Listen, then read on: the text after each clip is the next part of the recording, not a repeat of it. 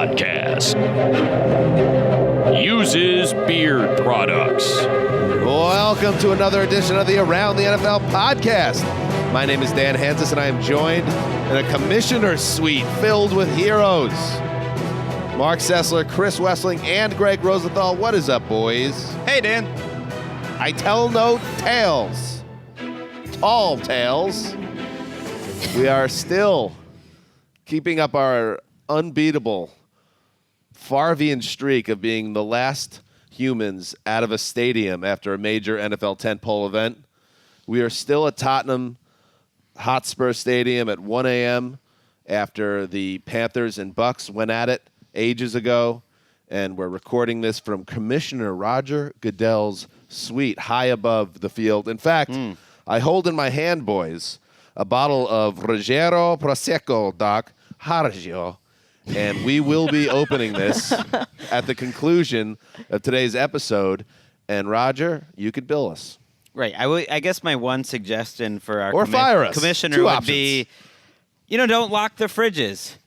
All the drinks that we can find around here, and I'm just talking water and soda, are warm. So the cold beverages are locked. They thought to do that, but the warm ones we can steal. The great thing is for a commissioner who we certainly respect a lot, who's never heard of our show likely, well, now it'll That's be thrown, not true. Well, it'll Rod be is thrown on pretty his plugged in, desk bro. that at this point, the biggest impact we've had on him is stealing a 200-bottle champagne. I've never beverage. seen our shadowy league figure that's in the room look more uncomfortable than right now. He's taking Us furious talking about- notes. He's Just solving delete. himself. Just have John Runyon send us a FedEx envelope like we're Vontez Perfect. And isn't it, Mark, fitting that in the commissioner's special suite, right in the center of the room, there is a encased in glass Lombardi trophy, and even in this setting, Greg is closer to the Lombardi than you and I. I mean, I, as far as the East is from the West is how far away I am from it at this point. You seem a little bit closer today. You got Well, the today. old bounce in your step. The old Zeuser got a W. All right, a lot to get to. And, yes, it was a really fun special day here in London as we end our hopefully annual trip to England, jolly old England. And we had such a great time on the field here at Tottenham Hotspur Stadium. We did multiple rounds of work with Sky Sports and our good buddy Neil Reynolds and company, and they, as always, were super inviting, and that was great. We did a lot of media, Greg. This is one of the busiest days ever for the podcast. We learned how difficult sideline reporting is with massive videos goodness. playing in your ears as Hannah Wilkes from Sky Sports was trying to ask us questions, and we're just guessing what to say. Yeah, she's a total pro, and I mean, we were learning on the fly. To me, it was like I've always wondered what it would be like to be reporting live from Beirut under fire, and it was like that's how it would sound audibly. I think it was very loud, disturbing. We were also on the Jumbotron for the first time in front of 30,000 people doing a 15-minute mini pregame show. That was pretty surreal. One of the more surreal moments of our careers. People I would loved say. it. I thought Greg they took was- a lot from that. Greg was feeling himself. He got the Panthers to give a nice shout. Well, it was a career goal here. Ever since I was a little boy, I've always dreamed of saying, "Are any Panthers fans in here?" And they responded. You got It wasn't them riled bad. up. And then the producer of the hit, as soon as it ended, he was a gentleman from around here, was like, "You never ever do that. You never It do worked. that." It was good. I liked it. It worked. It was a high wire act, typical of Greg, who is just his whole career has been one high wire act of excitement. That's the way I look at it. Makes me feel alive. We got a lot of games to get to. So, yes, we were at this game. So why don't we, as we spin through all of the games on Sunday of Week 6, why don't we start with a game that we attended, yes, here in London. Hit it, Ricky. Panthers going on silent count on first down. Allen looks middle, no receivers open. McCaffrey is though, left flat McCaffrey to the 20, to the 10, spins away, touchdown Carolina. McCaffrey left side. He made 3 or 4 Buccaneers look like they'd never practiced. Panthers Radio Network with the call. Christian McCaffrey scored 2 touchdowns, and Carolina turned 5 interceptions. 5 interceptions by Jameis Winston into 17 points.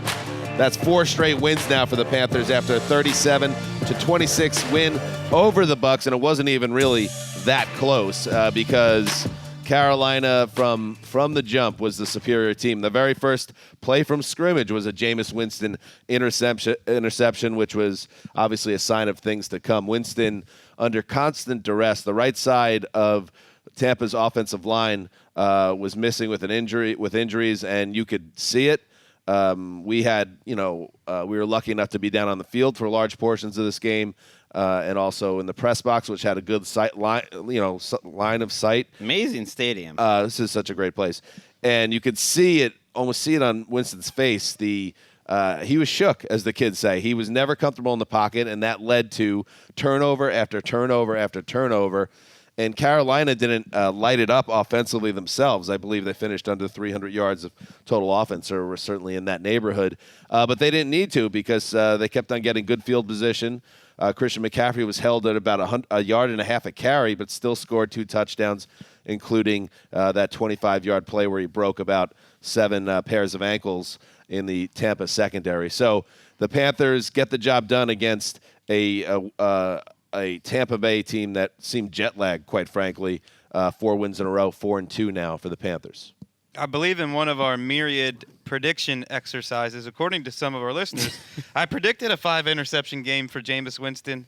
I didn't see... We previewed this game like 47 times this week, so it's hard to remember which. I didn't see this much of a meltdown, and I don't know how much of it is on the offensive line, but back-to-back sacks in the red zone, 1 a lost fumble, and then the 5 interceptions.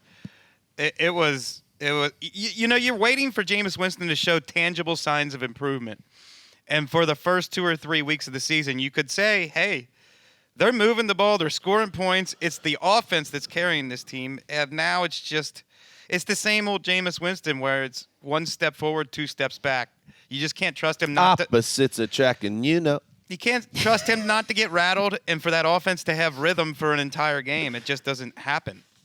Really like that Paula Abdul cameo by Paula Abdul and Interlude. I think MC Scat Cat. Oh, you nailed it. That. Well done.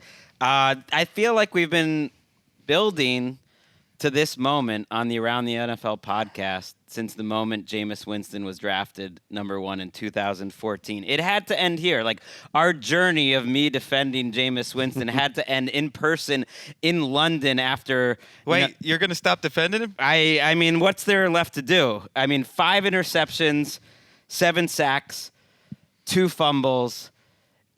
There's nothing left to defend, and we'll get to Marcus Mariota later, but it's a big day. He was benched for the first time in his career while he's healthy, and this debate we've had forever is the most pointless debate ever. Winston, even before this game was started, was in his own head. He was just holding the ball just like he did in New Orleans, and I think he was beaten by the coordinator, Ron Rivera, in Carolina, and everything that was going on, even before they started the game. It was the ultimate... At the end of the day, much ado about nothing with these 2 guys. And maybe the last chapter hasn't been written with these guys, but that will be the storyline that comes out of this Sunday, and we're going to get to Mariota. But Winston, I don't know if he gets benched going into next week. Bruce Arians, Greg, I think you might have heard or read that he seemed very annoyed after this game, as I imagine he would be. But the window now, you can imagine, Mark, is closing very quickly on Winston to be able to make any type of impression on the new coaching staff. Well, the whole messaging was that Bruce Arians, it wasn't that he was going to make Jameis Winston into a yardage monster, because he already was that. He was those things to begin with. Was today, too, 400 yards. 400 yards, a lot of it coming at late in the game when it didn't really matter. I mean, to me, Arians has to look at this quarterback. He's been around a lot of them and say, if I can't get this guy to play safer football, protect us, and not put us in this position, this is an unmanageable mission from a quarterback guru's perspective. I will say this too: they played a defense in the Carolina Panthers that is becoming an absolute chaos spinning unit, and one that these NFC South teams all were locked. They don't feel locked to me right now. The Panthers with this defense, and we've seen this with Ron Rivera before. It doesn't matter who's at quarterback. It doesn't matter that Christian McCaffrey was held to about 57 yards today. the defense made all the difference. Now, you're not going to play Jameis Winston every week, and you're not going to get some of the throws he gave them, but they're doing this. They're disrupting the pocket week after week. But you know who had a ton of injuries on the O-line, too? Carolina. Yeah. Who had a ton of injuries on defense? Carolina. They're getting to their bye at 4-2. Kyle Allen made a couple nice throws today. He has not thrown an interception yet in his career. I know he's had the fumble problems. That was not a problem today. I would say both of Winston and Allen, their best throws of the day were dropped. It was a sloppy game here, and the Bucs especially, who arrived on Friday afternoon. I tell you, I mean, I know we're not experts on jet lag or anything, but that doesn't feel like everyone here thinks that's just not enough time. It seems crazy was to it arrive for us 2 days into our trip? Friday. We're still up till 4 a.m. Right. It's hard to sleep. Like, that was my two takeaways from a player perspective.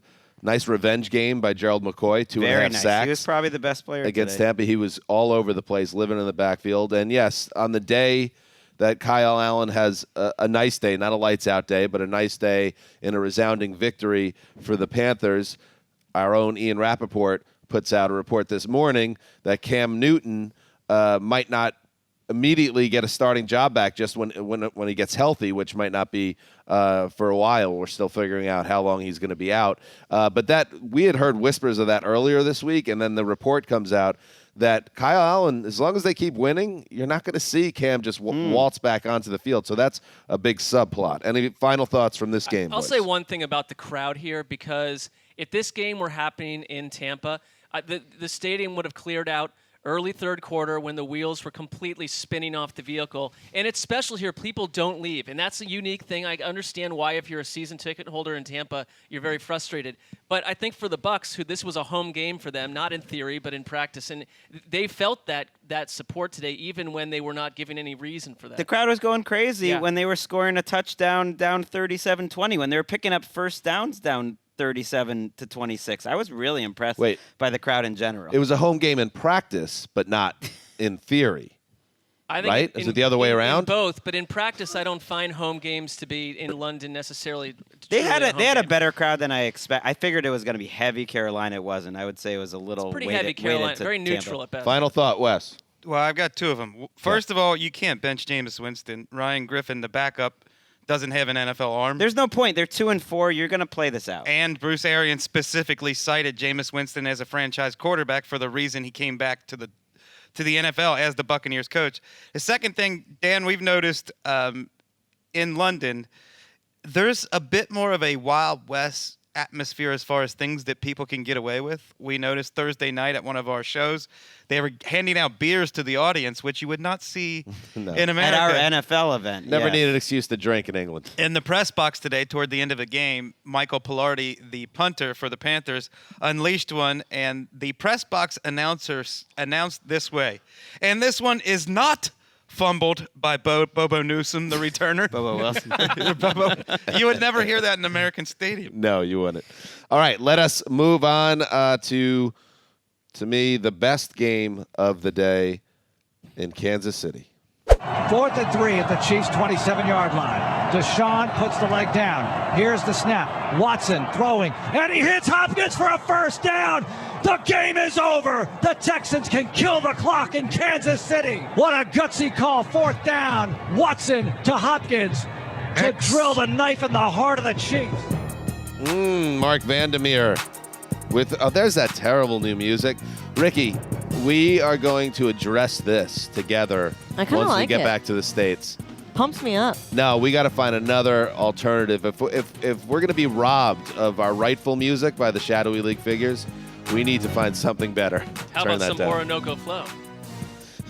Mark Vandermeer, Texans Radio Network, with the call. Deshaun Watson. Well, you could bring it back up while I'm doing the read. Well, you don't like it. Deshaun Watson threw for 280 yards and a touchdown. He ran for 2 scores, and Patrick Mahomes could not keep up.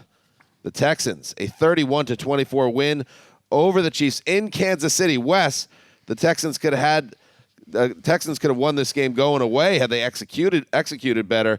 But even in an imperfect performance, they won in Arrowhead, and again announce we are a legit AFC contender. Yeah, it looked like Will Fuller dropped a couple of potential touchdowns. DeAndre Hopkins had an uncharacteristic drop in the red zone.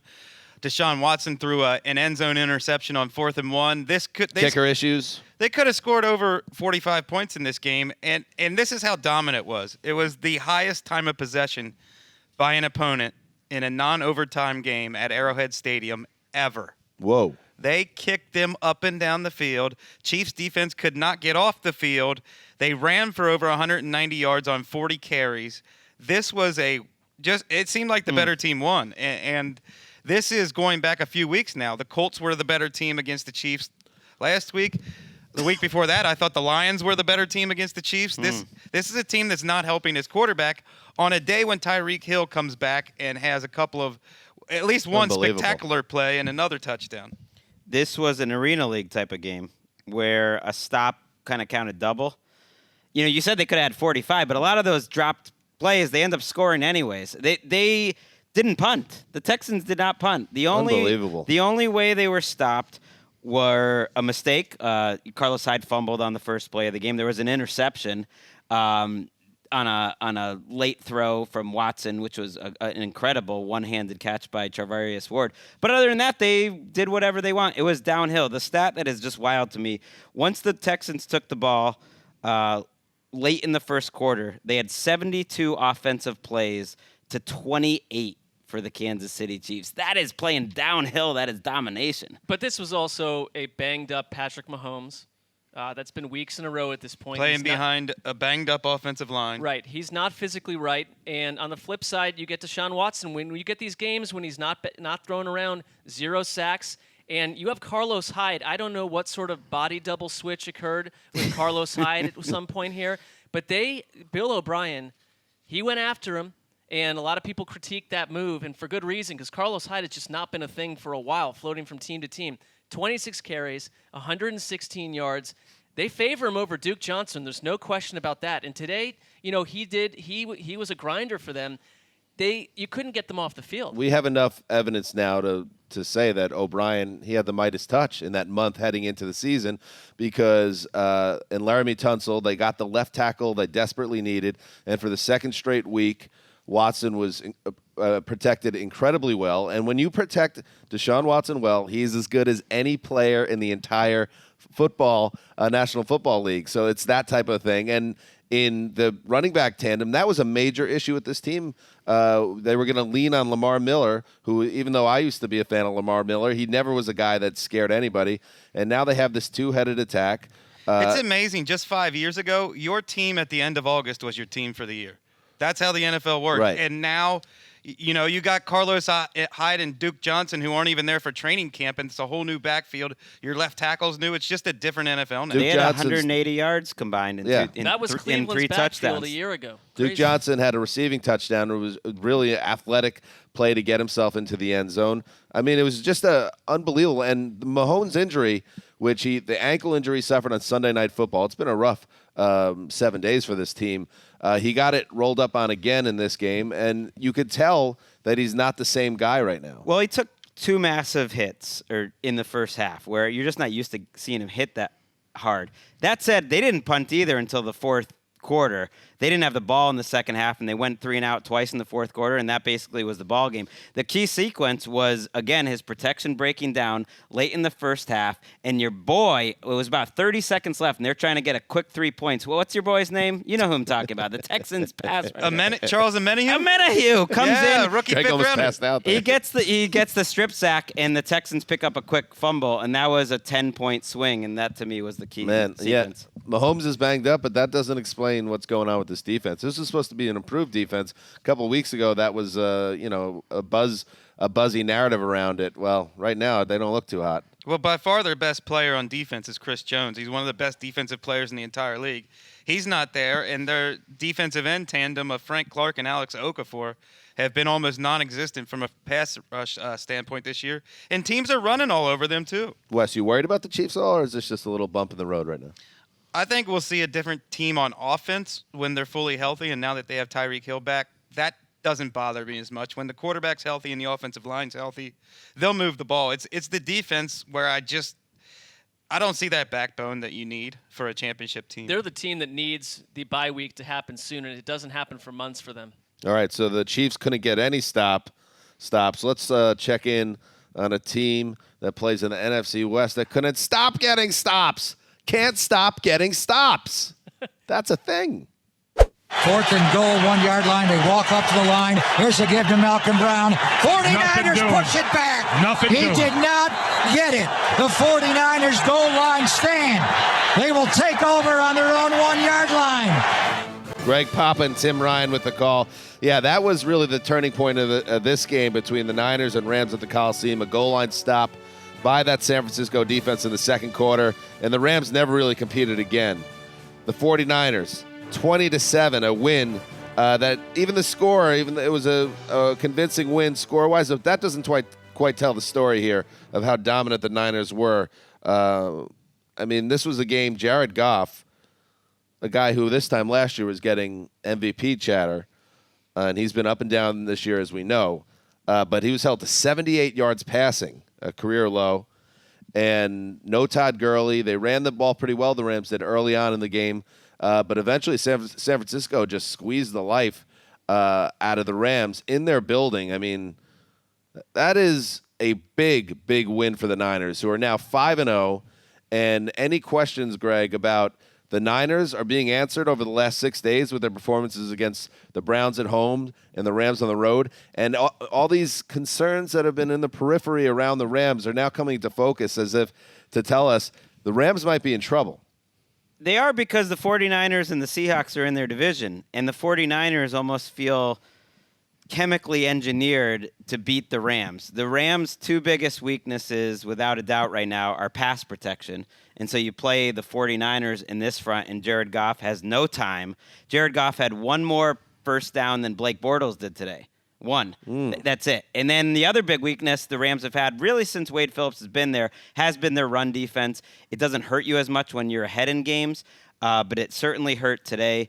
And you fall behind against the 49ers, and they were able to control things in the second half. The Niners, when they are good, are absolutely ferocious bullies. And it's a lot of these parts that, you know, the past couple off seasons and seasons, they've had players on defense and offense, and when will it all gel, come together, and turn into wins? Well, it is happening right now.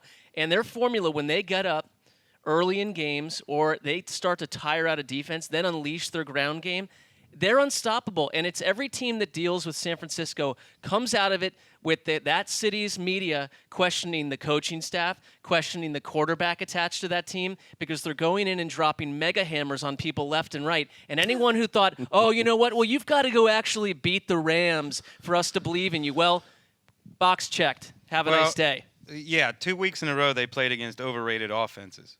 The Browns' offense isn't very good. The Rams' offense is not good. And there's a lot of listeners asking us to talk about Shawn McVeigh. I don't think that he all of a sudden got dumb. I mean, he's a smart coach. They had the 2017 Offensive Player of the Year and a first-team All-Pro, who is now the last-ranked running back in Pro Football Focus. Their entire offense, based on Todd Gurley and how their run look the same as their pass looks. And now it's not happening. Jared Goff hasn't played well, and the offensive line is materially different than it was. I just think it's gone from one of the best to one of the worst. Those three things are happening, and I just, okay, maybe some coaches have a blueprint on Shawn McVay's offense, but it also isn't the same offense without Todd Gurley. You know what happened to him? He got Robert Salad. Right, and that's why you got to, if you're Greg Zuerlein, you got to hit that kick last week in Seattle, because you don't know when you're going to really, really need it. And at this point, they're 3 down in the division, and they have to go to San Francisco later. And they're not good. Wes, you were talking about in a similar situation a couple weeks ago, although their fortunes have changed dramatically since then, that people just putting the Viking struggles on Kirk Cousins were not looking at the big picture. I think Goff is going to get the lion's share of the heat here after having a miserable game. But for all the reasons that you've just stated, that the offensive line is not playing well, that Todd Gurley was one of the best football players in the world 18 months ago, and now he's just another guy potentially. The Rams are in a bit of a transition that they're going through in real time, and sometimes that can cost you a season. We always simplify it because it's way too complex for us to understand, and we're not close enough to the situation to know exactly what's going on. But it's never just the quarterback's fault. And Goff has not played with the same confidence. He's dropping back a lot more because they can't do as much play action without a good running game. So I think you're seeing part of that. But, yeah, I think it's 4 or 5 things that are going wrong. Jimmy G is a great example of it's not just the quarterback. He's thrown 7 touchdowns and 5 interceptions. The Rams defense, they'll take what they gave today. They're not really built to be a dominant defense. The 49ers had the ball 11 times. They scored 20 points. They got about 300 yards. That's kind of what the Rams defense is going to do. Jimmy G's okay, but he's supported by right now kind of the best supporting group in the entire NFL. I would suggest, I know that people will want to, check this out on a condensed 40-minute version of the game. I would suggest that you watch the entire thing in real time. The announcing is a little rough, but you could gather your friends around. Schlereth shot. A little bit rough, but you could gather your friends around and play a raucous drinking game for every time that Niners defensive coordinator Robert Saleh does a fist bump on the sideline as his defense is coming off the field after wreaking total havoc. It's Salah. It's not Salah. Salah. I You think. never hear it announced the same way twice. I think it's Salah. I don't know. That is one of the images of the He's going to week. be a head coach. He became a star He will today. be the Redskins head coach 3 weeks from now. He's too buff, and he just looks like a head You coach. said hot earlier in a private. Yeah, message. you were mentioning These that, Craig, it's very these attractive. owners are watching, and this is one thing I've learned over the years. It's not much more complicated than if Ian and Adam Schefter say like, oh, here are the hot coaching candidates. That's just who they interview. It's the combination of that and how they look. Kind of like, do they look good? So, and has Ian mentioned them? What? That's the key. Okay. And so those two things, Salah's got it. That's an interesting theory, but most of these teams are now hiring consulting firms to do their coaches. Or Charlie Casserly. Corn Ferry. Or ask Peter You know Schrager. what? On second thought, Mark, it wasn't in the private conversation. You didn't say hot. You said beautiful. It's like, God, he say looks any so of this. beautiful. I didn't say There any was, of and I this. know this gets overplayed too much, but Jimmy G, helmet off along the sideline, rallying the offensive line. He has gotten a little hotter. I'm just going to be honest. I don't know what's happening, but he's gotten It's very a late little here, bit more folks. attractive. It is 1:21 in the morning. 1:21. We've been here for like 14 hours. All right, let's move on. It's a good call.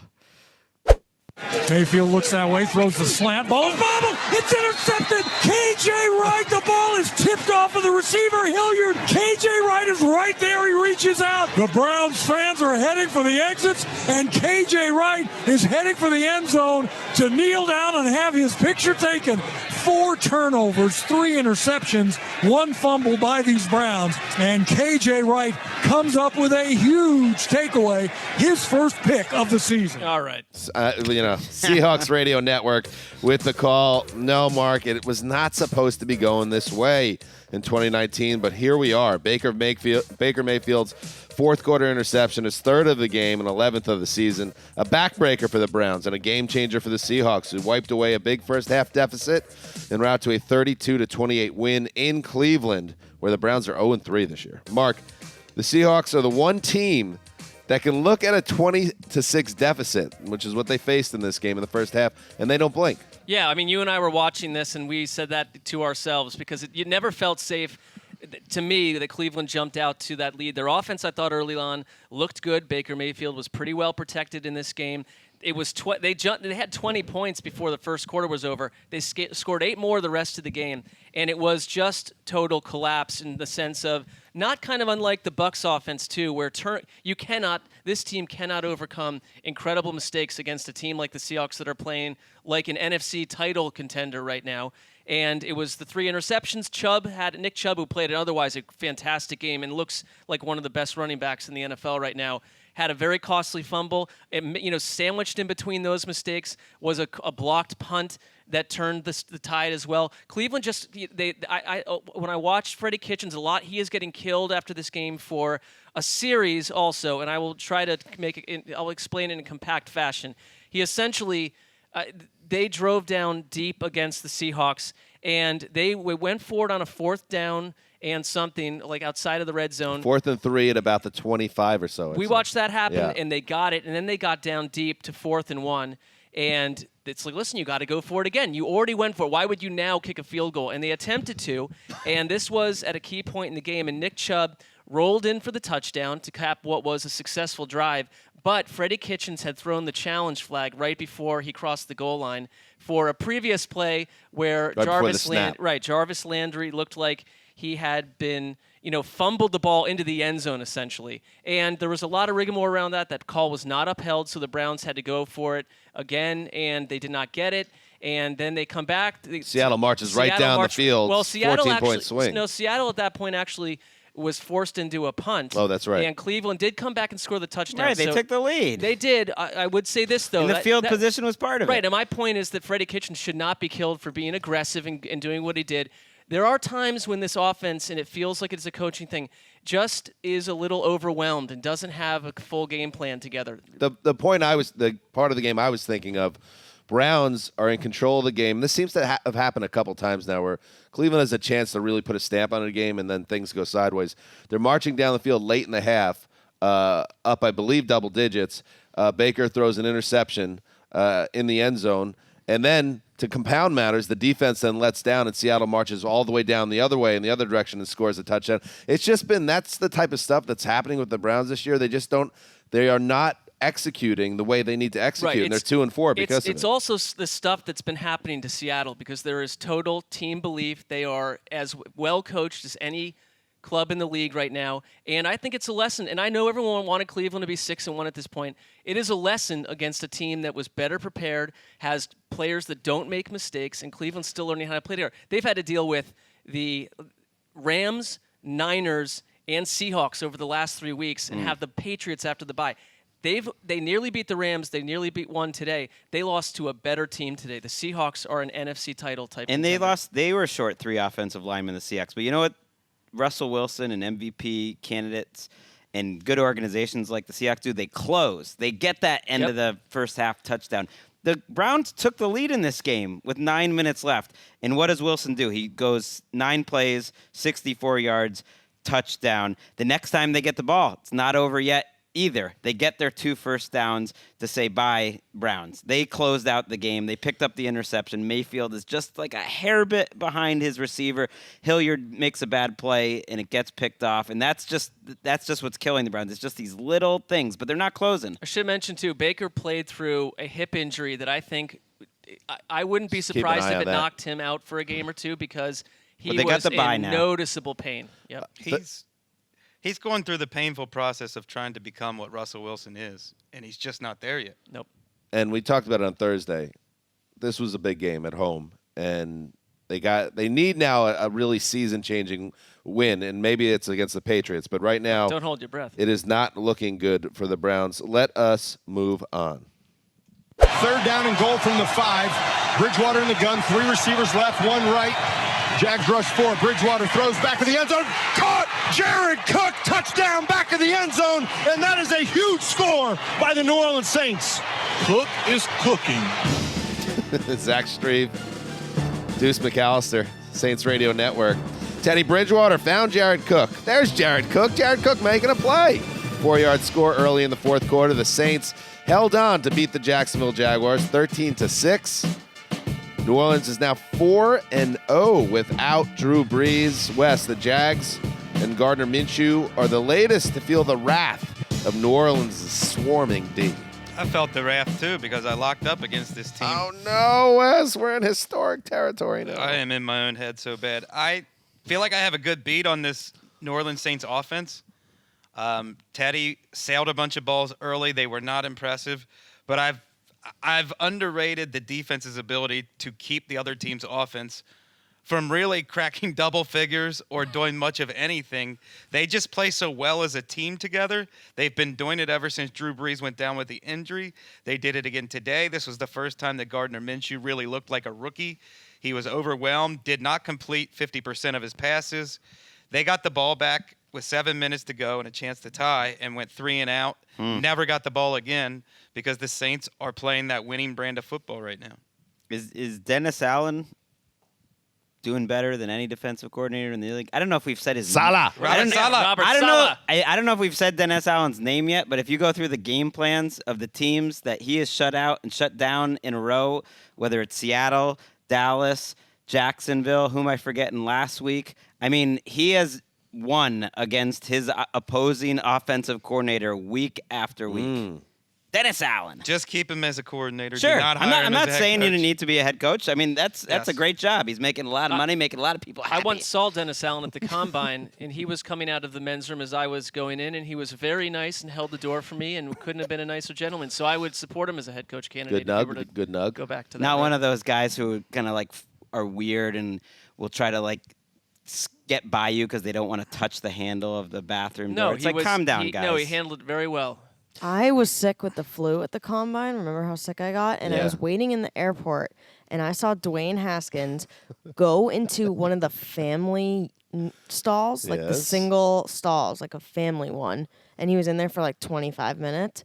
And I texted Eddie, and I was like, this guy, I got a weird vibe, I'm telling you. And I called it. But carry on. That's a good story.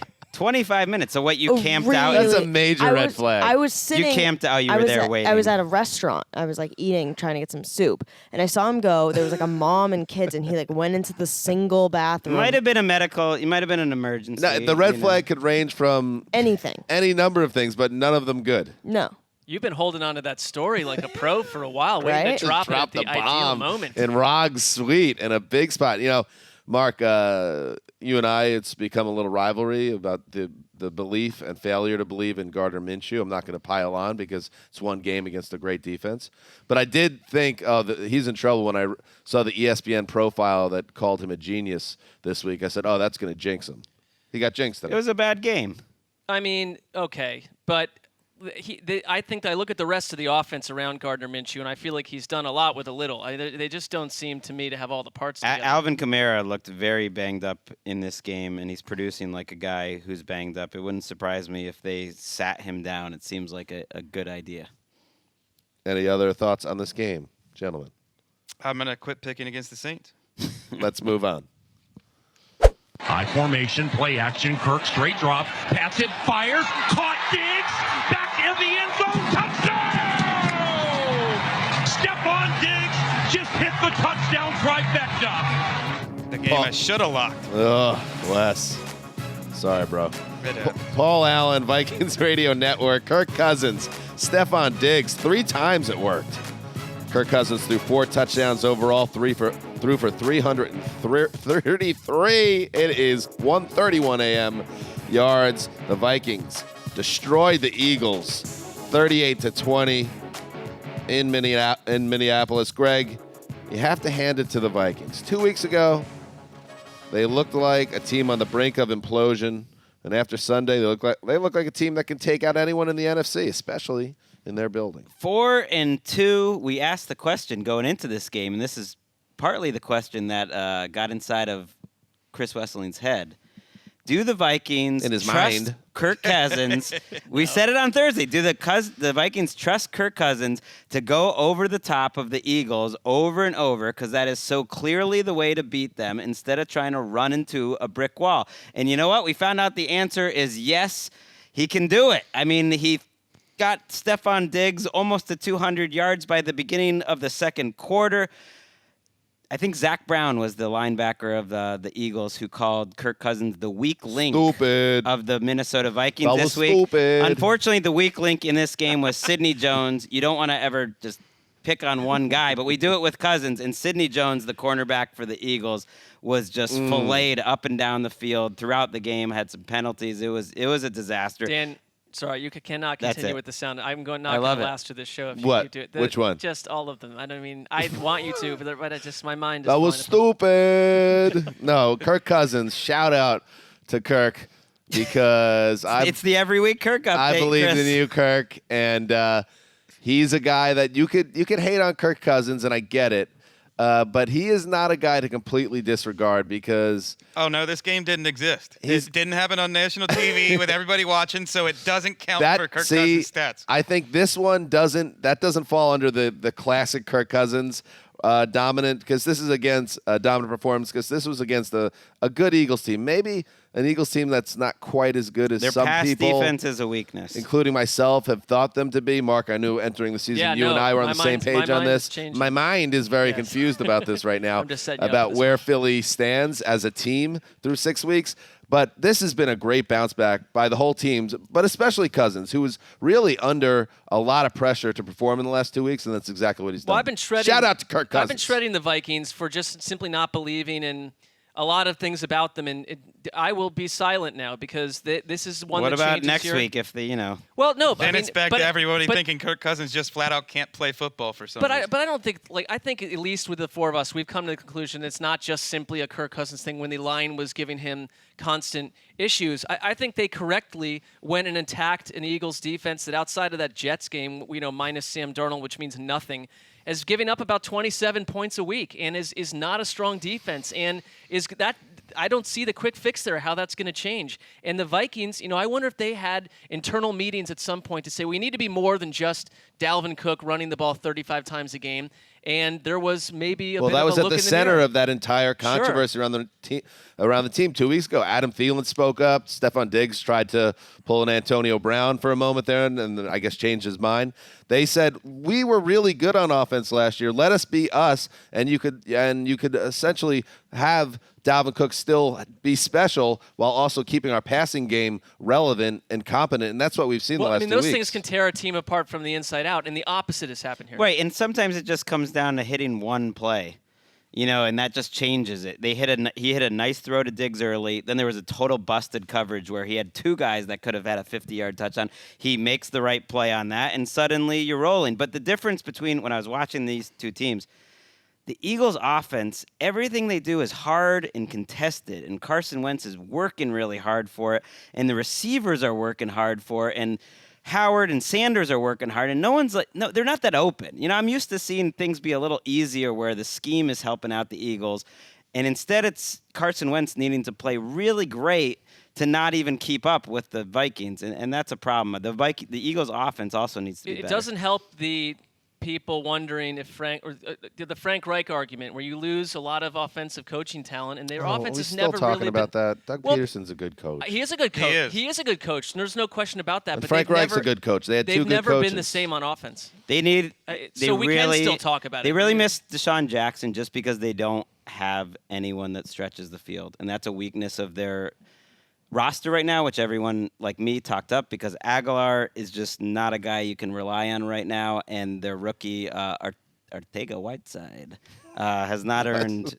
Nice pronunciation. I liked it. I just didn't see it coming. They're also a team that they need Deshaun. They have two losses that came on essentially dropped passes in the final minute or two. And they're tied for their division lead. They're tied for their division lead. Spoiler. They're okay, but they've been 3-3 is disappointing. I think it is. With I trust them to battle out of this too, but they're not a dominant looking. By the way, hated late in the second quarter because I think the game kind of got away from them after this point. Down, I believe, was it 24-10 at that point? And they have fourth down. They have a chance to kick a field goal, go into the half feeling good about themselves. Instead, they call a fake field goal. Jake Elliott throws an interception. And it was kind of all downhill from there. I'm not saying that's why they lost the game, but I thought maybe take those points. You're coming back on them a little bit. Maybe it's a different outcome. But you know what? The Philly special worked in the Super Bowl. This one didn't work. That's the way it goes sometimes. Yeah, this Vikings team has one of the best home field advantages in the NFL. I've already said I'm not going to pick against them all year at home. And they Are you going to lock them up? No, but they close out the season. Too late, Wes. They close out the season with home games against the Lions, Packers, and Bears, their division, in 3 of the final 4 games. That is a huge advantage for a team. Huge advantage. That just doesn't lose at home. But also a lot of pressure. There's still, as much as I just talked up Cousins, those are games that he's going to have to slay some. That's fair. Some internal mind dragons. Speaking of mind dragons. You know what Johnny Unitas would say? The quote is right above us as we tape this. Ooh, I like this. Talk is cheap. Let's go play. Exactly, and that's what Esdarn did on Sunday at the Meadowlands. Shotgun for Prescott. Zeke Elliott to his left. Jets with Elliott now motioning to the left. Come with the blitz. Prescott off his back foot. End zone. Incomplete. He threw it at the feet of Witten. And the Jets get the stop on the 2-point play. 43 seconds to go. Thank God. We get to hear the great Bob Wischusen of the Jets radio network. Jamal Adams, perfectly timed blitz, fouled up Dak Prescott's 2-point conversion attempt in the final minute, clinching a 24-22 win for the J-Men over the Cowboys at the Meadowlands. Sam Darnold's return meant everything for the Jets, who looked like a real-life NFL offense after weeks of ineptitude during Darnold's bout with the, Mark? Kissing disease, normally suffered by teenage boys and girls. Exactly. Tony Romo did this game with Jim Nantz, which, I think Tony Romo's calling the shots, Wes, these days. And he had a chance to not only cover a game featuring his old team, but the quarterback and Darnold, which we knew from last year that he thinks is special. And it all lined up because, especially in the first half, they cooled off a little bit in the second half, or a lot of it, I should say. But Darnold was lights out from about the midpoint of the first quarter through the end of the first half. The high point during a 21-point surge that put the Jets ahead 21-3 and 21-6 at the half was a beautiful 92-yard touchdown pass, a gorgeous rainbow where he bought a little bit of time, and you see that he has such great footwork, and he's such a fundamentally sound quarterback, and he's only 22 years old. It's what gets you so excited when you watch him and he's feeling right. But he threw a beautiful rainbow right into Robbie Anderson's hands, who takes it to the house. Anderson went over 100 yards, as you should when you have a 92-yard touchdown. I think Jameson Crowder hit 100 or perhaps 99 yards right on the nose. Basically, the Jets were back to being a real team again, which just tells you, A, how horrible the Jets quarterback situation was without Darnold, and B, how promising Darnold is as a prospect. And how good the defense has been, too. That they've kept them in games if they had a quarterback. In this game they did, and then they won it. Yeah, we've got this quote again, Greg. Talk is cheap. Let's go play. And I've been calling the Cowboys the most talented roster in the NFL. I still believe that, but they're not playing to that talent. Today they were out their left tackle and their right tackle, two of the best tackles in the NFL. Their defense, same personnel as last year. They had Robert Quinn. DeMarcus Lawrence not playing nearly as well as last year. Coming off a very major surgery. And, Greg, you raised these points in August. Guys like DeMarcus Lawrence and Byron Jones, you can't just expect them to miss the entire offseason, come off surgery, and play at the same Pro Bowl level they did a year ago. And they're not playing they're not disruptive this year. I thought that Adam Gase was a huge winner today because we got to see someone who was able to coach using, as Romo mentioned, the entire playbook at his disposal with a quarterback in Darnold who threw the ball great. Who knew how he was going to look coming off of this absence? It's not an easy illness that he went through, and probably is still going through to some degree. Looked fantastic, and I have a childhood friend, Peter Acton, who you guys have met, who listens to every show and is a level-headed Cowboys fan, who wrote me after and said, Garrett, it's time for Garrett to go. And I'll tell. Well, that is how many times has he said that in the last 8 years? In fact, very infrequently, because it's 3 games in a row against the Saints, Packers, in this inexcusable situation against the Jets.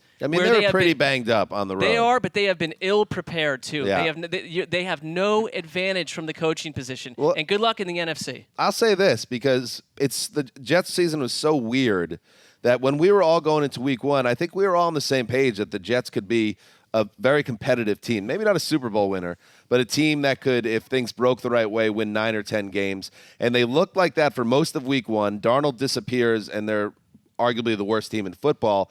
Now that he's back with a Greg Williams defense that continues to perform well, the Jets are probably a pretty decent team. And I think it's no sin against the Jets that with Darnold to lose when you're that banged up as the Cowboys were, because not only were they missing the players we mentioned, Amari Cooper goes out after 1 catch for 3 yards. He's not right. And I will give Dak Prescott and the Cowboys offense credit. Zeke Elliott really heated up. He looked like Zeke in the second half, and they were able to score those last 2 touchdowns, and they couldn't get the 2-point conversion to force overtime. But they did put it in a fight. They didn't roll over and die at 21-3. And my last thought on this game is that in week 1, and Darnold was already feeling the effects of the mono, which you could put into his performance, not being up to par against Buffalo. But one of my big disappointments from week 1 last time we saw him was he wasn't able to lead them in the fourth quarter when they needed a big drive. In this game, when the Cowboys started their charge and late in the fourth quarter and they needed some insurance points, Darnold led him down the field. They got the field goal, which ended up being the difference in a 2-point game. So it was a big day of progress for the Jets. I think a next step for this offense is I'd love to see Le'Veon Bell have a game where he's doing the marvelous things that we're used to, where he's dominating, because that's why they signed him for the money they did. No. I think the line is going to be an issue getting in the way, but I think he has the potential to. I love the game ending, though, on Jamal Adams blitzing on the 2-point conversion. Really to win, because to me that's Greg Williams' defense, and Jamal Adams is clearly the leader of this team, and it's going to be aggressive. And Greg Williams is really good at improving the team he joins in year 1, and that the gains don't always hold into year 3. But man, it's just a proven track record that in year 1 they play their ass off, and they are this year. They are not a talent-heavy defense, but they are playing pretty well this year. All right, guys, that does it for our video version of the flagship show for Week 6. If you want to hear our recaps of all the games, check us out, the audio version of the show, which will cover every game on Sunday. So make sure you check that out and come back next week for more video goodness. Greg won't be wearing a suit next week, nor will the rest of the guys, but we'll do our best to clean it up. You could listen to audio, or you could see Wes in a nicely knit cap. It's a little brisk. Which would you rather do? All right, till next week. Thank you for watching.